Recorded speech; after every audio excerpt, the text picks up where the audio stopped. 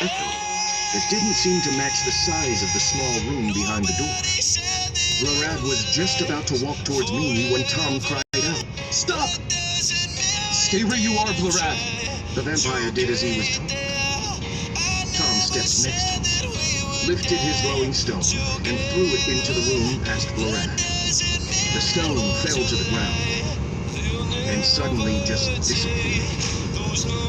The vampire bent forward without moving his feet. Then he telepathically reported, "I repeat, past my toes there's a hole so deep that even with my excellent vampiric vision, I can't see where it ends. If we'd all walked in here together, some of us would have personally experienced the depth of this abyss. The heat that's rising up from it tells me it must be terribly hot at the bottom. Thank you, Tom." What's wrong with Mimi? Tom was struggling to keep speaking telepathically with the vampire. He was so worried about the poor ghost girl who was hanging motionless in the air in front of him that he wanted to shout the question out at the top of his lungs. She's unleashed, but she's in a state of suspended animation. There's no doubt that she was placed over the abyss as bait for us. I'll try to break the spell, but it might take a little time because there are 46 possibilities. With a little luck, I'll find the right spell early on. The vampire wasted no time. He immediately immersed himself in a murmuring search for the appropriate counterspell.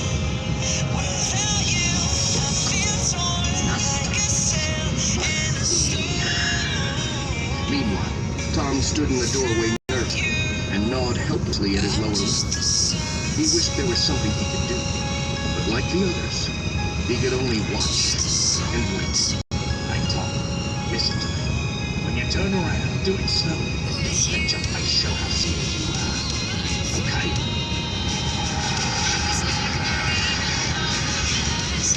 From behind him, Tom could hear scornful laughter from innumerable ghostly voices. It made his stomach turn, and all the hair on his neck stood up on end. Tom turned around slowly, deliberately. The huge poltergeist floated in front of him, with all its little whispering followers. It stared out at him from its hollow eye sockets. Tom knew immediately what his task was now. He had to buy Blurad time so that he could free Mimi from her frozen state. Tom groped around behind him, grabbed the handle to the iron door, and pulled it shut.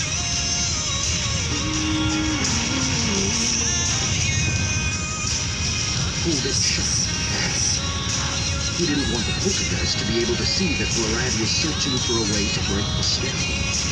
Hello. We'd like to speak with the ghost mother.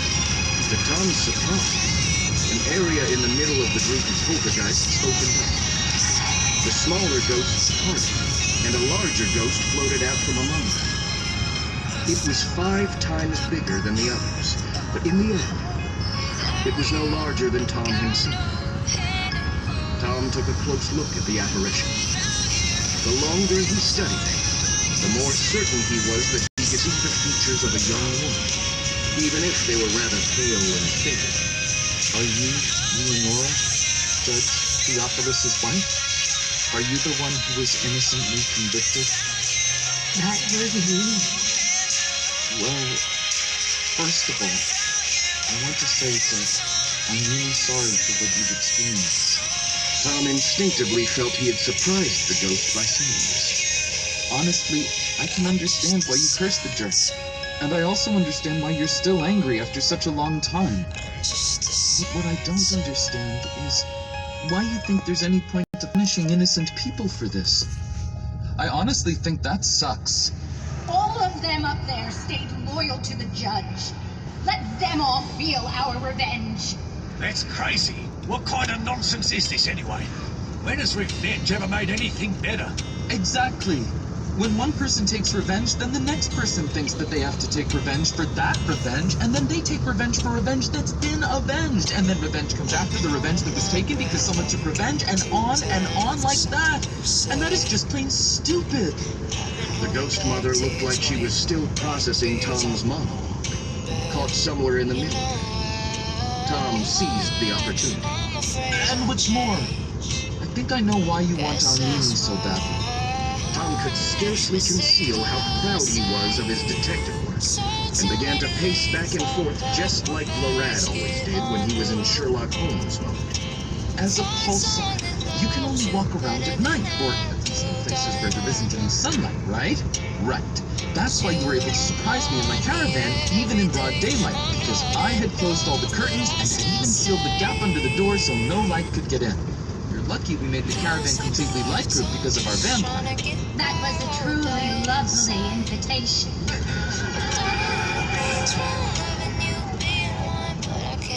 I made it dark in the caravan because I wanted to see Mimi.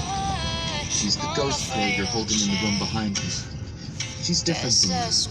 She's an emergus, a ghost that can fly around during the day. And I think you want Mimi for your ghost suit, because then the qualities of an emergus will transfer to you. What makes you so sure? So you'd be able to go around outside in the sunlight. And our Mimi isn't tied to a specific place like you are. She's only tied to her destiny. So she can fly anywhere she wants. So you'd be able to do that too.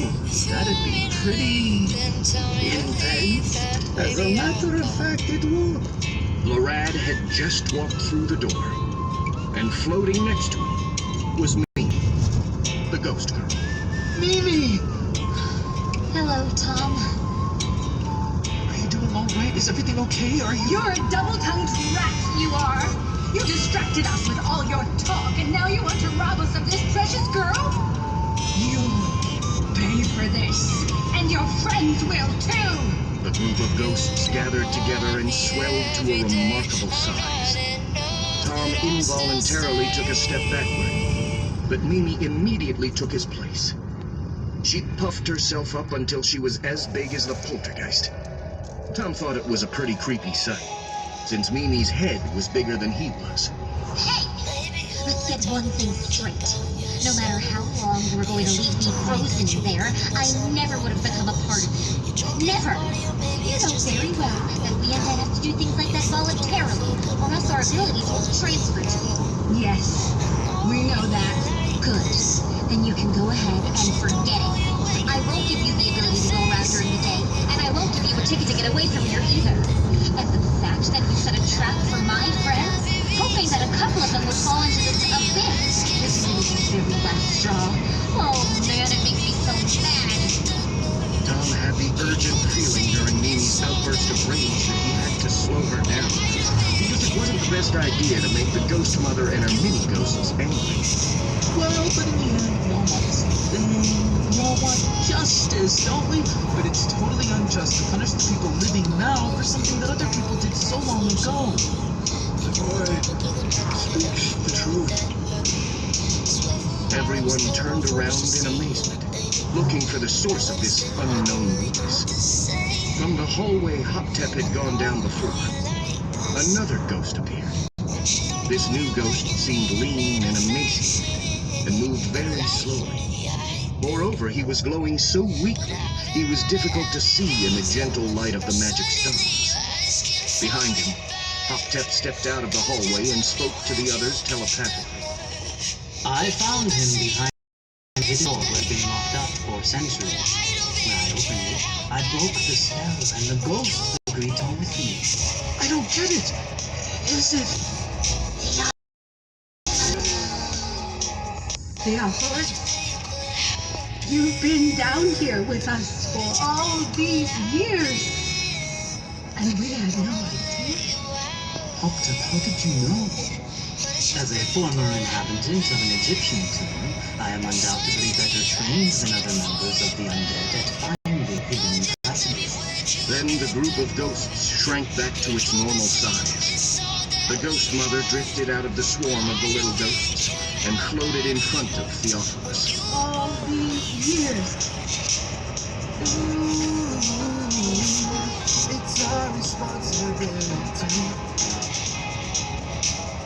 These years we shared the same dungeon, separated only by a spell that was cast on a door. How? How can this be? That's what I want to tell you, Leonore. After I had wrongly judged countless poor people for my own advantage, the citizens of Grubweiler began to get angry. But no one dared to raise a word or hand against me.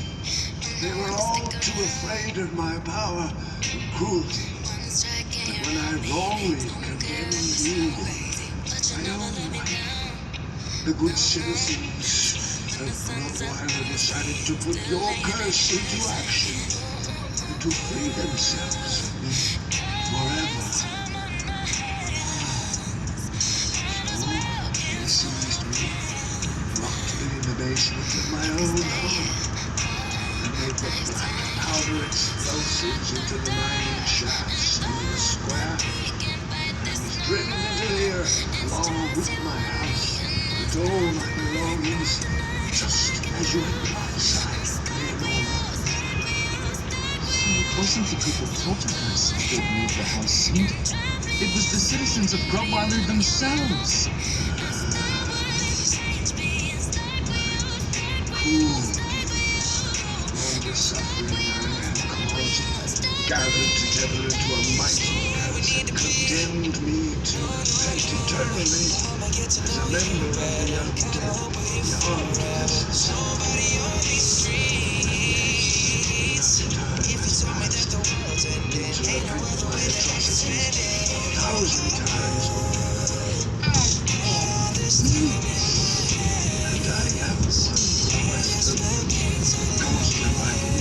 tormented by Leonore, and also you, undead souls, those whose lives I ruined. Have mercy on the descendants of the good citizens of Grubweiler. Okay, that really does sound pretty good. Here, you see? Have mercy on the people who finally rose up against their cruel judge to put an end to my diabolical work. What you wanted to avenge has long since been atoned for, and even undone by the very people you wanted to punish. The ghost of his wife, Leonora, didn't say anything, and the other poltergeists had also fallen silent. Theophilus floated even closer. Then he bowed his old head and kneeled down on the stony ground before the ghost.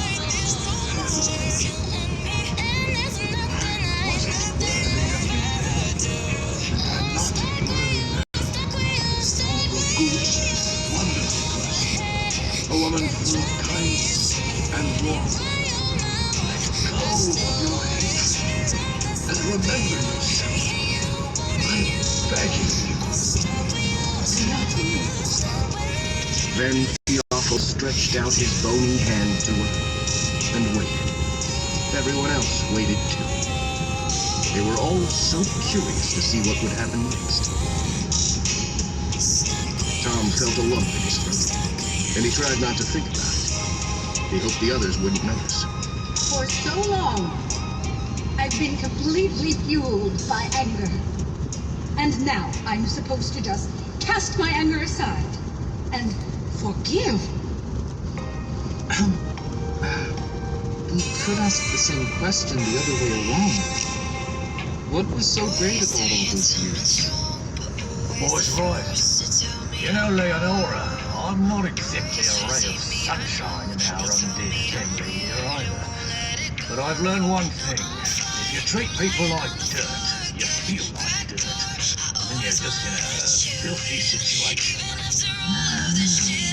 Hey, come on, Wombi. On that bed. Okay, but I'm not that way anymore. Alright then. Take it. Leonora, what if you try to imagine what the person you used to be would say? What would the Leonora from before have advised you to do? Tom turned his gaze to the other ghosts, who had been silently following the conversation. And what do all of you think? Yes, you've all been convicted of crimes you were innocent of. But before all that happened to you, would you have wanted to increase the amount of suffering in the world? Try to remember who you were before. Tom paused when he noticed that all the ghosts that had been listening intently were now buzzing back and forth, getting increasingly restless. It seemed like they didn't remember anything at all. Feeling distressed, Tom spoke to the others telepathically. Dang, I don't think they're liking this. What should we do now?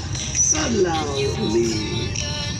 Venerable Spirit Union, we could be of help here, if you permit us. Since you are all Pulsari ghosts, you are able to touch things. I'd like to ask all of you to lay your hands on mine. The residents of the ghost train